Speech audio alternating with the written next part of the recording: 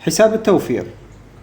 هذا الحساب يوفر للمدخرين استثمار عالي الأمان إذا ودعتوا فلوسكم في مصارف حكومية، وأمان مقبول إذا ودعتوا فلوسكم في مصارف أهلية.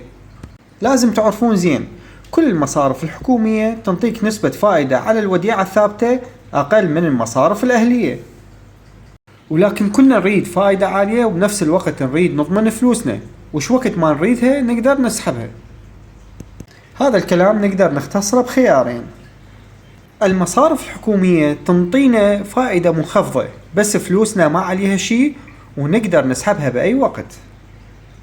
المصارف الأهلية تنطينا فائدة أعلى من المصارف الحكومية بنسبة 2 إلى 3% سنويا، ونقدر نسحب فلوسنا بأي وقت، بس نسبة الأمان على فلوسنا تكون أقل من المصارف الحكومية. يعني المصارف الأهلية تلقوها تنطينا فائدة على حساب التوفير مثلا 9% سنويا، والمصارف الحكومية راح تلقوها تنطينا بس 6%. هذا الفرق هو فرق الأمان. أما رياضيا، يعني على كل مليون راح تجينا أرباح من الاستثمار بالمصارف الأهلية حوالي 90,000 دينار بالسنة، وبالحكومي تقريبا تجينا 60,000 دينار بالسنة. مريت بتجربة خسارة مع واحد من المصارف الأهلية اللي خسر فلوسه، وكان عندي يمهم حساب توفير. وأحب أن أنوه أنه مو كل مصرف أهلي هو مو زين، لأن بالحقيقة أكو مصارف صار لها تشتغل بالعراق أكثر من 15 سنة وملتزمة ويا عملائها وسمعتها زينة. بس راح أجيب لكم مثال على مود تحذرون. هذا المصرف اللي أحكي لكم عنه سنة 2010 أغوى المدخرين أمثالي بأن ينطي فائدة كلش عالية على حساب التوفير، ووصلت نسبة الفائدة اللي ينطيها 14% سنويا. أثاري المصرف كان مطلوب فلوس، وملاك المصرف كانوا مقتدرين ماديا ويقدرون ينقذوه، بس ما أنقذوا المصرف مالتهم لأسباب مجهولة. جذبتني السمعة المالية العالية لملاك المصرف، وقلت إذا أفتح حساب عندهم وأودع فلوسي أكيد هذول الملاك معروفين ماديا وأكيد راح يستثمرون فلوسي بصورة صحيحة. طبعا المصرف ما طول 6 أشهر وأفلس، وبقيت أراجع على فلوسي لمدة 2 سنين، وآخر شي خسرت جزء من فلوسي واستلمت البقية. ولهذا أنا أحذركم. مرة سويت وديعة ثابتة يم واحد من المصارف الحكومية وكان مبلغها كبير، جيت أسحبها كلها قالوا لي ما يصير، لازم تجزء لك إياها 3 مرات، يعني لازم أني كل يومية أجيهم ينطوني جزء. هذا ضوجني، بس على العموم بالنهاية سحبت فلوسي وبقيت أتعامل وياهم. الشي زين بالمصارف الحكومية والأهلية العراقية أنه بالنهاية يكون معدل الفائدة السنوية أعلى من معدل انخفاض قيمة الدينار العراقي، وهذا يعني أن الحكومة العراقية دائما تحسب حساب انخفاض قيمة الدينار السنوية.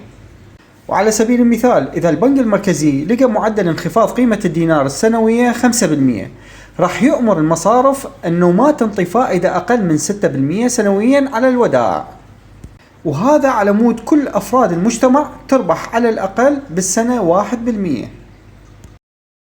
عموما مثل ما قلنا، المصارف الحكومية تنطي فائدة على الوديعة أقل من المصارف الأهلية، لأن المصارف الحكومية نسبة الأمان للفلوس تكون عندهم عالية جدا، أما المصارف الأهلية تكون نسبة الأمان جيدة أو مقبولة على الوديعة الثابتة. ولكن المصارف الأهلية دائما تحاول أن ترفع نسبة الأمان على فلوسكم عن طريق قيامها بدفع اشتراكات سنوية لصالح شركة الضمان الودائع المصرفية أو شركات التأمين على جزء من حجم الودائع اللي عندها. وإذا ما سوت هذه الخطوة راح يرتفع معدل الأمان من مقبول إلى جيد.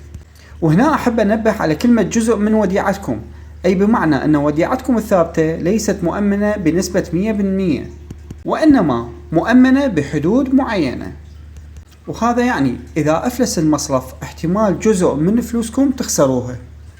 على العموم اللي عنده فلوس بالمصرف أقل من 5 ملايين دينار راح ترجع له 100%، لأن البنك المركزي هو اللي كافل يرجعها.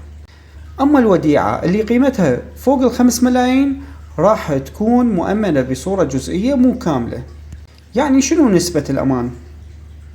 وهل إذا أفلس المصرف راح فلوس الوديعة مالتي ترجع لي كلها؟ طبعا احنا العراقيين ما فد يوم سمعنا انه مصرف حكومي افلس. ليش ما تفلس المصارف الحكومية؟ لأن وزارة المالية تدعم المصارف مالتها بالمال. وهنالك نقطة أساسية، وهي أنه البنك المركزي يحمي المصارف الحكومية والأهلية، أما المصارف الأهلية فيحميها ملاكها. ولهذا المصارف الحكومية هي أقوى من المصارف الأهلية. تكون نسبة الأمان بالمصارف الحكومية هي أعلى من المصارف الأهلية. ولهذا السبب من المحتمل أن تفلس المصارف الأهلية، ولكن من الصعب أن تفلس المصارف الحكومية. أهم أسباب إفلاس المصارف الأهلية: أغلب المصارف الأهلية دائما تفلس بسبب إما تصير مشاكل سياسية، أو مدير المصرف يصير أناني ويوظف الفلوس مال الناس بمشاريع تخدم مصلحته، أو يرتكب أخطاء بتوظيف الفلوس. يعني إذا المصرف يفلس وإحنا حاطين وديعة ثابتة مثلا 50 مليون دينار بالمصرف، إيش قد راح ترجع لنا من فلوسنا؟ اطمئنوا إنه 5 ملايين دينار هاي لازم ترجع لنا، أما بقية الفلوس شوف إيش قد المصرف مأمن عليها. مثلا المصرف مأمن على ودائع المدخرين بنسبة الثلث، يعني راح ترجع لنا 15 مليون من التأمين، بالإضافة إلى 5 ملايين أمان البنك المركزي، يساوي 20 مليون، يعني راح ترجع لنا. وال30 مليون الباقية لو ترجع لكم كلها، لو يرجع لكم جزء منها من يبيعون ما يمتلك المصرف من بنايات أو أي أصول أخرى، أو يقوم البنك المركزي يخلي مدير جديد ويجي يرجع يشغل المصرف، وراح يقول لكم انتظروا سنتين يلا نرجع لكم فلوسكم.